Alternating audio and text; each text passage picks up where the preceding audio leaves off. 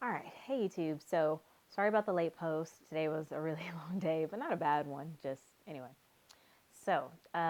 Just a quick reminder: I am still continuing to do the Natural Hair Basics series, and today's video is actually going to be on maintenance. With next week, me talking about styling. So if you have any questions about styling your locks, styling your natural hair, please let me know in the comment section below. That way, I can go ahead and have that prepped for the next video. Okay.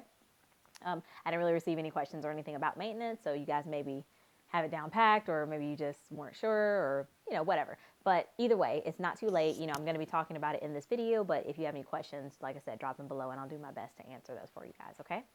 Now, the first thing to understand is that maintenance on your locks and loose natural hair are pretty different. So I'm going to first start out with locks, and then later in the video, I will go to talking about maintenance. If I can remember, I'll try to put where you can fast forward to if you want to hear about the other piece of things, okay? Now, when you're talking about maintenance, you're talking about whatever it takes to essentially maintain your hair overall. Something that's usually core to your hair, particularly locks. Now, maintenance for some people with their locks is simply just, popping their locks or make sure their parts stay straight, and that's it. Maybe that's all they want. With other people, they don't do really anything. Their version of the maintenance is just pretty much washing it and conditioning, or just washing it, whatever they decide. For others, though, your maintenance is basically going to refer to you retwisting or interlocking. If you have sister locks, their routine method, right? You basically doing something to continue the process of allowing your hair not only to lock, but to stay pretty uniform along the length of the lock, okay? Now, personally, for my journey, I chose to palm roll. That's my retwist that I do. And, for me, that's worked for my journey. It's one of those things where you basically can take the lock and you rub it between your hands down the length of the lock, especially when you first get started. It helps kind of smooth things out. But as you progress in your lock journey, you don't have to go all the way down the length of the lock. I actually just posted a recent video where I styled my hair in this style, and I showed you up close and kind of personal the way that I retwist my hair now, so feel free to check that out. But palm rolling has a lot of benefits in that it helps your hair stay uniform. It can help smooth your hair. It's pretty easy to do if you're maintaining your own journey, right? But some of the downsides of that are that it generally is not going to be quite as long lasting as maybe interlocking or some other technique. So you do have to be aware of that. It's not waterproof. You're probably going to end up with some fuzzies pretty quickly. But in my opinion, it can be very worthwhile to help maintain your hair and to keep your locks looking nice. And then we have interlocking. And I'm sure there's plenty of videos out there, but the process of interlocking basically involves looping the length of the lock through a loop essentially at the root. If I can find any videos, I'll try to eventually get them in the description box. But interlocking is normally done with some kind of tool. Some people go pretty informal, like a needle or a paper clip. Other people, actually use like the crochet, I think needle or hook or whatever. Benefits of interlocking is that you don't have to do it as frequently, and your hair will still look a lot more neat and defined. It is one of those things that it will be a lot more durable to like water and sweating and just overall manipulation to your hair. Now, one of the downsides of that is it's going to take longer to do that than it will to palm roll your hair. If it's not done properly, it can definitely weaken your hair at the roots and lead to some breakage, just like anything though. As well as for some people, it would be a lot more difficult to do that alone versus with palm rolling. You can kind of wing that. I did forget, though, to add in the one downside for palm rolling is that if it's overdone, you can also get some thinning and some breakage. So let's just keep that in mind. And then, of course, there's the sister lock technique, which I'm not going to lump it in with interlocking. They have their own specialized technique and the way they do it and everything else. And so you'll have to look more into that. But that's really specific to sister lock. So unless you have those, that's not really going to roll in your lane too much.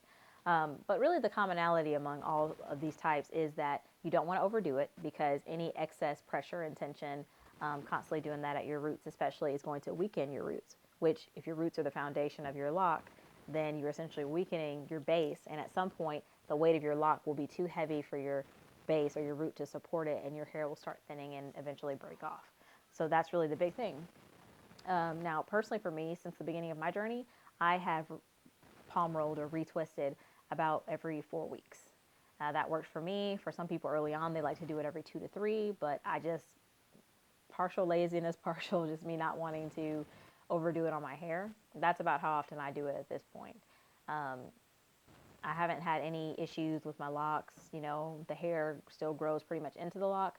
I have some frizz at the roots, but it's pretty easily tameable. As you can see, you know, I get it all in check and I'm still able to style and do what I need to do. With interlocking, I believe I've heard like no more than 6 to 8 weeks, probably closer to 6, and really sticking with the schedule, whatever you decide to do. So your hair will continue to grow and lock properly. So that's what we're kind of looking at. But it's one of those things where choosing to retwist your locks or palm roll, interlock, whatever you decide, is actually pretty optional. You know, you have the option of freeform where you don't have to do that. So it's all about your choice, what you want your locks to look like and what your needs are, okay? Last thing when it comes to maintenance for locks, one thing that we never really talk about is trimming your ends. And the big thing to understand is if you're like me and you do a lot of styles where you have like rubber bands at the ends of your hair, or if you color treated your hair, or you have any of that going on, there's a good chance that your ends will become weak and thin out a little, and you may have to trim your hair properly and accordingly. I've even heard people who don't have any color treated or anything like that on their hair, like as their hair grows longer, eventually those ends thin, and you just kind of continue trimming to keep your hair healthy. So that's something just to consider. But other than that, there's really not a whole lot of maintenance or things that you have to do for your locks. And the time frame and how you choose to do it is totally up to you. Because to be honest, a lot of the things that you're doing when it comes to, especially palm rolling, is very cosmetic, and interlocking cosmetic. So it really is up to you. But you want to keep your locks healthy regardless of how you choose to do it. Now, switching gears to loose natural hair. With loose natural hair, there's really no required maintenance. You can pretty much do whatever you want to do or however you want to do your hair. A lot of it will depend on the cosmetic piece of it. What do you want your loose natural hair to look like? But to be fair, there are some things for the overall health of your hair that still need to be done. Piggybacking off what I said with locks, with loose natural hair, your ends can get frayed, they can get dry, they can get damaged for a number of reasons.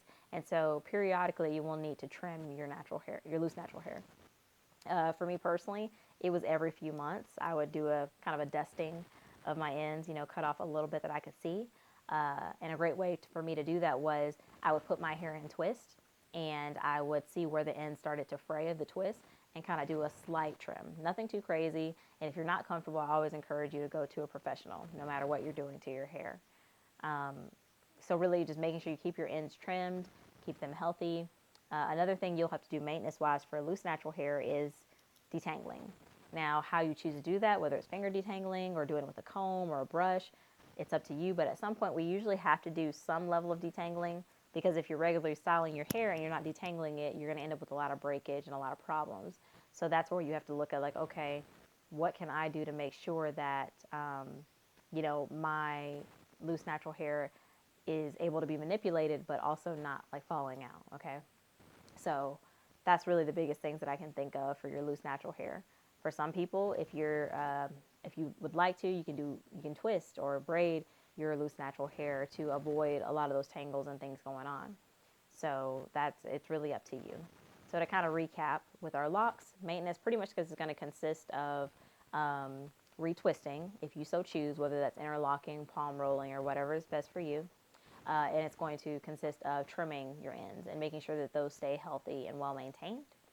And if you don't choose to retwist, just keeping your locks separated if you see fit. Like I said, some people freeform and you don't really need to do any of that, but making sure that it's staying healthy, okay? For your loose natural hair, your maintenance will pretty much just consist of keeping your ends trimmed, you know, making sure that it's healthy in that way, as well as detangling. So that if you're going to be styling or doing anything to your hair, that you are ensuring that it won't be breaking because of all the manipulation and everything going on. So hopefully that answers some of you guys' questions. Like I said, a lot of these things that are important to know, but the time frame and how often you do it or how you choose to do it is really up to you. And I always encourage you to do your research, but know that there are options out there for everybody so you can keep your hair healthy. Okay, guys? So thank you so much for staying tuned with me. The next video we'll be talking about styling, you know, maybe a few tips for how to style your locks, how to style your loose natural hair, what are some different things that you can do on each one, and how to go about that, okay? So if you can, feel free to share this video, like it, drop a comment if you have any questions or want me to do any type of videos, as well as subscribe to my channel if you like what you see and you want to come back. All right, guys, have a good one. Bye.